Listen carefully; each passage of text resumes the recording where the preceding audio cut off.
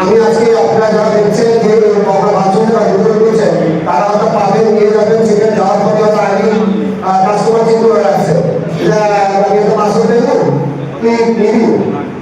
এই প্রচলনটা আমাদের সমাজে ব্যবস্থা রয়েছে।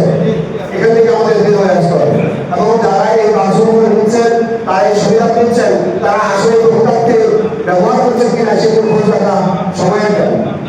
কারণ এত বছর ধরে সরকার এই সাধারণ নির্দিষ্ট মানুষের জন্য কাজ করে যাচ্ছে, কিন্তু তার সফলতা কেন আমাদের দেশ থেকে এখনো দারিদ্রতা হচ্ছে না, কেন সমস্যা সৃষ্টি হচ্ছে না, তার অন্যতম কারণ হিসেবে আমি যদি বলি এই মৎস্য জেলে কাজ যারা রয়েছেন এই কাজগুলো নবায়ন করা খুবই গুরুত্বপূর্ণ।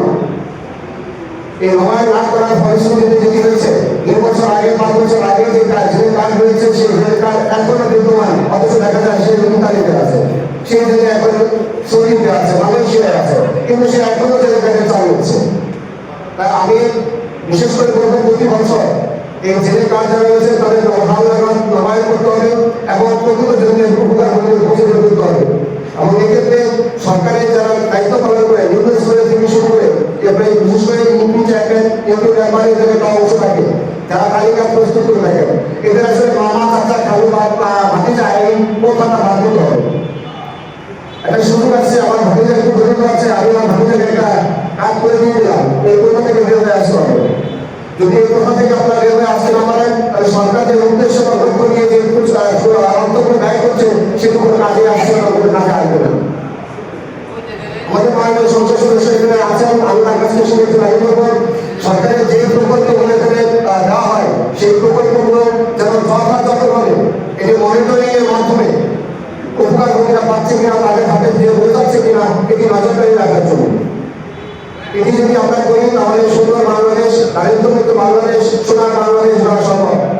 আর এটি যদি আমরা না করে আত্মীয়করণ করি তাহলে কখনোই সোনার বাংলাদেশ থেকে দারিদ্র্যমুক্ত করা সম্ভব নয়। আমি আপনাদের সামনে আহ্বান করবো যারা এই সুবিধা নিচ্ছেন তারা আপনারা যথাযথ ব্যবহার করবেন এবং সুন্দর বাংলাদেশ গড়াকে আপনারা অবদান রাখবেন। সকলের উপস্থিতি আমি আর কথা বলতে যাচ্ছি না, আমি সবাইকে ধন্যবাদ জানিয়ে আমার বক্তব্য এখানে শেষ করছি। ধন্যবাদ সকলকে, আসসালামু আলাইকুম। এবং আপনাদের যে চাল বিতরণ করা হয় সরকারের একটি শুধু চাল নয়, চাল এবং আর্থিক সহযোগিতা দিয়ে এবং আরও কৃষি বিভিন্ন উপকরণ দিয়ে সহযোগিতা করে জেলেদেরকে সহযোগিতা করা। কারণ একটি জেলে আপনারা যে সময়টা মাছ ধরা বন্ধ রাখে ওই সময়টা দীর্ঘ সময়, এই সময়ের মধ্যে একটা ফ্যামিলির কী পরিমাণ খরচ আসা হয়। একটা ফ্যামিলির জন্য তার দেখা গেল 2, 3, 4, 5, 7 জন সদস্যের একটি ফ্যামিলি। প্রধান যে ফ্যামিলি ব্যক্তি সে মৎস্যজীবী এবং সে এই মৎস্য আহরণ করেই তার জীবিকা অর্জন করে। সুতরাং এই ফ্যামিলিটাকে চালানোর জন্য 2 মাস মাছ ধরবে, 2টি মাস তার মাছ ধরে না ধরে তার অন্য কীভাবে সে তার ফ্যামিলিকে পরিচালনা করবে এই ব্যাপারে সরকারের সুদৃষ্টি মানে প্রতীয়মান সুদৃষ্টি না, মানে সৌন্দর্যটা সুদৃষ্টি না থাকে, যেমন তার 2 মাস ফ্যামিলি চলার জন্য কেমন খরচ প্রয়োজন হয় এটা যদি পর্যাপ্ত না হয় তাহলে কিন্তু জেলেরা মাছ মৎস্যের আয়ের উপরে নির্ভরশীল। এই মৎস্যের আয়ের উপরে নির্ভরশীল আমরা দেখতে পাই আমাদের নড়িয়া উপজেলার চতুর্পাশে আপনার নদী, পদ্মা নদী আছে, যেখান থেকে প্রতিনিয়ত মৎস্য সংগ্রহ করে জীবিকা নির্বাহ করে। কিন্তু দুঃখের বিষয় সারা বছর এই নদী থেকে আপনার মৎস্য আহরণ করা যায় না। আমরা ইদানিং লক্ষ্য করছি আমার এখানে এই উপজেলায় 3 মাসের অধিক হচ্ছে, আমি এখানে এখনো পর্যন্ত 1 কেজি পরিমাণের কোনো ইলিশ মাছ দেখতে পাই না। কারণ আমরা শুরুতেই অঙ্কুর নষ্ট করছি। স্থানীয় সদস্য আমাদের মাঝে উপস্থিত আছেন, আমি আশা করব আমাদের যারা মৎস্যজীবীগণ আছেন তাদের জন্য আরও বেশি বেশি অনুদান নিয়ে আসবেন সরকারের কাছ থেকে। আমরা সকলেই ইনশাল্লাহ আমাদের জেলে ভাইরা তাদের আয় উপার্জন বৃদ্ধির লক্ষ্যে সরকারের নির্দিষ্ট সময়সীমায় তারা মাছ মৎস্য আহরণ বন্ধ রাখবেন। প্রজ্ঞাবাসী দেওয়া হচ্ছে এটা নিয়ে আপনি যে বেঁচে থাকবেন তা না, পাশাপাশি অবশ্যই আপনাদের আয় উপার্জনের কোনো না কোনো উপায় রাখতে হবে। আপনার যখন 2 মাস 6 মাস যখন মৎস্য আহরণ বন্ধ থাকে তখন আপনার জীবিকা আসবে না, অবশ্যই আপনার কোনো না কোনো উপায় বের করতে হবে। তো আমরা আশা করব ইনশাআল্লাহ আপনারা সরকারের নিয়ম নীতি অনুসরণ করে আপনারা আপনাদের জীবিকা নির্বাহ করবেন। সবাইকে ধন্যবাদ। উপকারভোগী বাছাই করেছি, আমাদের প্রায় 6,000 জেলেদের মধ্য থেকে মাত্র 60 জনকে আমরা নিয়েছি। 60 নেওয়া হয়েছে বিকল্প কর্মসংস্থান সৃষ্টির লক্ষ্যে। আপনি কি চান আপনি জেলে আপনার সন্তানও জেলে হোক? আমরা সব কেউ চাই না। আমরা চাই যে আমি কষ্ট করে যাচ্ছি, আমার সন্তান যেন একটা ভালো পেশার সাথে, সম্মানজনক পেশার সাথে নিরাপদে থাকে, তাই না? একজন উপকারভোগীর নাম পেলাম যার 3টা ছেলে ইতালিতে থাকে। এই ধরনের মানুষের তো এই ক্ষতিপূরণ নেওয়ার কোনো দরকার নেই। আমরা তাৎক্ষণিকভাবে যাচাই বাছাই করে সেই নামটা রিপ্লেস করে দিয়েছি। এরকম যদি কখনো আপনারা দেখেন কোনো উপকারভোগী সম্পর্কে আপনাদের সন্দেহ থাকে, তো আপনারা নিশ্চিত থাকেন যে সে আসলে প্রাপ্য নয়, আমাদেরকে জানাবেন।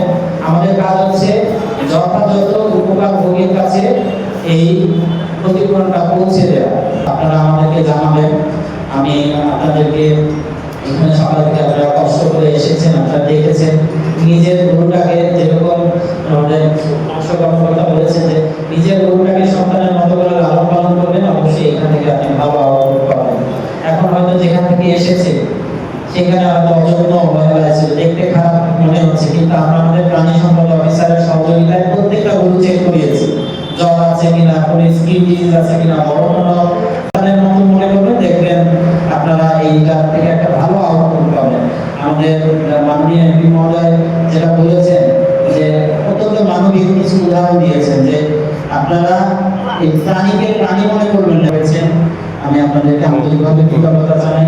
আমাদের মাননীয় সংসদ সদস্য স্যারকেও আমি কৃতজ্ঞতা জানাই যে সে ঢাকা থেকে আপনাদের মাঝে এই ক্ষতিপূরণটা বিতরণের জন্য কষ্ট করে আমাদেরকে সময় দিয়েছেন। পেশার সাথে জড়িত এবং সময় সময়ে আপনাদের এই মৎস্যজীবী যারা আছেন তারা আপনাদের অনেক ত্যাগ আছে আমাদের মাছ খাওয়ার পেছনে। কি ত্যাগ আছে? আপনাদের কেউ কেউ আপনাদের সন্তান হারিয়েছেন এই নদীতে, কেউ কেউ কারো ভাই হারিয়েছেন এই নদীতে। তরঙ্গের মধ্যে দিয়ে আমাদের মাছ চাষকে আপনারা করেছেন, মাছ ধরেছেন, মাছ এই সমাজে উপকার করেছেন মাছ ধরে। তো আপনারা এখনো সেই পেশা থেকে সরে যাননি, আপনারা এই পেশার মধ্যেই আছেন। আমরা আপনাদের এই পেশাটাকে আপনাদের মধ্যে দিয়েই ধরে রাখতে চাই, আপনাদের সহযোগিতা নিয়ে এবং আমাদের সহযোগিতা নিয়ে। আপনারা যে মাসে বা 1 মাস মাছ ধরা বন্ধ থাকবে, সেক্ষেত্রে বছরে 2 বার মনে এই অভিযানটা চলে। আপনারা 80 কেজি করে চাল পান এবং আরো অনেক কিছু আপনারা পেয়ে থাকেন। আমার পেশা দিয়ে আমার সংসার চালাচ্ছি, আমার পেশা নিয়ে আমি কাজ করে যাচ্ছি। আমি কারো দয়ার পাত্র হইতে চাই না। আমার নিজস্ব একটা পরিকল্পনা থাকা দরকার। কি থাকা দরকার? যে বছরে 2 বার অভিযান হয়, আমি 10 মাস আমি আয় করবো আর 2 মাস আমি এই নদীতে নামবো না। সেই জন্য আমার একটা আয়ের এবং খরচের একটা পরিকল্পনা থাকা দরকার। এই যে পিছনের 10 মাস যে আমি ইনকাম করবো না, এই 2 মাস যে আমি ইনকাম করবো, এই 10 মাস যে ইনকাম করবো, ওখান থেকে আমি কিছু টাকা রেখে দিব।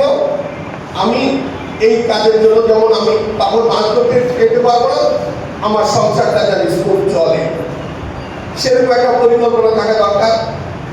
আরেকটা সরকারের পরিকল্পনা হওয়া উচিত, আমাদের যারা মৎস্যজীবী আছেন তাদের লিস্ট আছে, কিন্তু এখানে তাদের বয়স আছে, কত বয়স তাদের সেটা কিন্তু লিপিবদ্ধ করা আছে।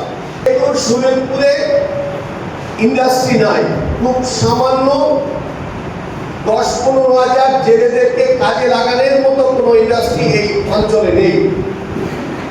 আমি চিন্তা করছি যে এই 2 মাসের জন্য বা এই 1 মাসের জন্য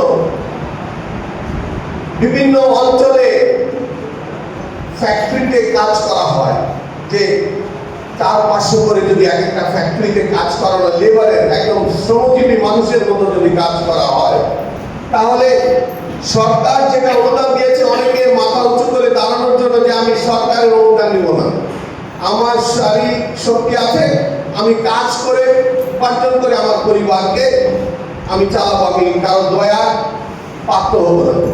আমি নদীতে পানির সাথে যুদ্ধ করে মাছ ধরে আমার পরিবার চালাচ্ছি। 1 মাস রাষ্ট্র দেশের জন্য যে উপকারটা স্যাক্রিফাইসটা করবো, দেশ উপকৃত হলেও তো আমি উপকৃত হব, আর আমার শ্রমটা আমি অন্য কোথাও ব্যয় করবো। সেখানে আপনি আপনার নিজের জায়গাতে আপনি আপনার 1 মাস কাজে লাগাতে পারেন। আপনি 100 জনের উপরে বরফ বানতেন আমাদের মাছ প্যাকিং করার জন্য। স্বাধীনতার পরে আমার ভাই ওটা ধরে রেখেছেন। আমাদের ফিশ প্রসেসিং ইন্ডাস্ট্রি ছিল।